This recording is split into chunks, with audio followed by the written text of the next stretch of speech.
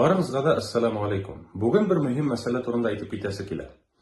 Ниндидер авылда адәм баласы бу дөньядан киткәннән соң аны җирләргә килә имам. Һәм имам кешене җирләгән вакытта әйтә: "Шундый тәртип буенча җирлибез, чөнки ислам дине шулай куша" ди. Ә халык әйтә: "Юк, болай җирләмибез, чөнки безнең авылда икенче төрле җирләү тәртибе куелган" ди. Һәм бәхәс чыга, тавыш куба, һәм башка һәм башка. Мондый хәлләр ни сәбәпле барлыкка килә? Шуны карап үтик. Беренчедән, без аңларга тиешбез, адәм баласын җирләгәндә без нигезләнәбез ике әйбергә. Аллаһ субханаһу ва тааляның куйган кануннарына һәм Пәйгамбәр саллаллаһу алейхи ва саллям өйрәтеп калдырган тәртипләргә.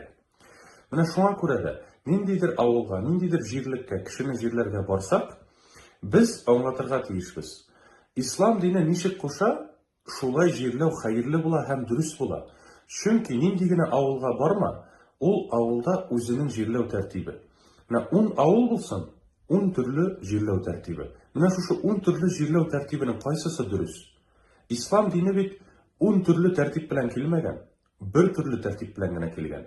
Шуңа күрә дә без нигезләнергә тиешбез бары тик бер тәртипкә генә, ислам дине кушкан тәртипләргә. Ә инде кешенең ниндидер уйлап чыгарган юлалары, гадәтләре һәм башка гамәлләре ислам диненә каршы килгән.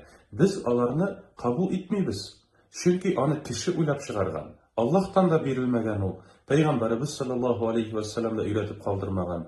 Шуңа күрә кеше уйлап чыгарган гамәлләрне кылудан мәйеткә бернинди файда да булмый. Без шуны аңларга тиешбез. Менә бер хәл ишеттереп китәсе килә. Бер вакыт бер авылда кешене җирләгән вакытта кешене юарга вакыт җитте. Шуннан соң кешеләр су җылыта башладылар һәм су җылытыр өчен краннан су алалар. Шуннан бер бабай күреп калды да: "Юк ди, кешене җирләр өчен су краннан алынмый ди, чишмәгә барып чишмәдән алып кайтыгыз" ди.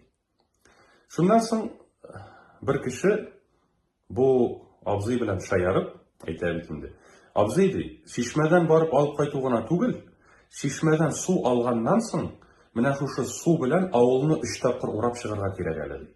Шуннан соң гына кешене юарга ярый ди. Шуннан соң бу абзый әйтә: "Алаймыни, белмәдем бит" ди. "Белмәдем" ди. "Ни әйтмәдегез аны" ди. "Алай булса шулай итәйек" ди. Менә хөрмәтле җәмәгать, шушы хәлдән чыгып без аңлыйбыз.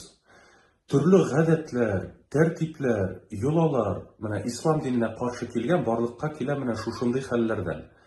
Кайчан бер кеше үзеннән чыгып нәрсәдер әйтә, һәм шушы сүзне эләктереп алалар да халыкка тарата башлыйлар. Һәм халык бит инде ишетеп кала да: "Без моны белмәдек бит, шуңа күрә дә бездә шулай итәйек" дип шушы гамәлне кыла башлыйлар. Менә шушы сәбәп аркасында бик күп ислам динендә булмаган гадәтләр, юлалар, менә шушы уйлап чыгарылган гамәлләр барлыкка килгән һәм алар бик нык таралган. Шуңа күрә дә кайчан менә кешене җирләгән вакытта әйтәсең: "Бу бит ислам динендә юк, болай итәргә ярамый, ислам дине буенча җирләргә кирәк" дип халык тавыш чыгара башлый. Ни сәбәпле? Менә шушы кайчандыр элек бер кеше әйткән дә, менә шушы гадәтне уйлап чыгарган да, бүгенге көнгә кадәр килеп җиткән шушы гадәт. Һәм хәзер менә шуның өчен проблемалар, бәхәс, тавыш чыгу һәм башка. Шуңа күрә дә тагын бер әйтеп куябыз. Кешене җирләгән вакытта без нигезләнәбез бары тик ислам диненең кануннарына.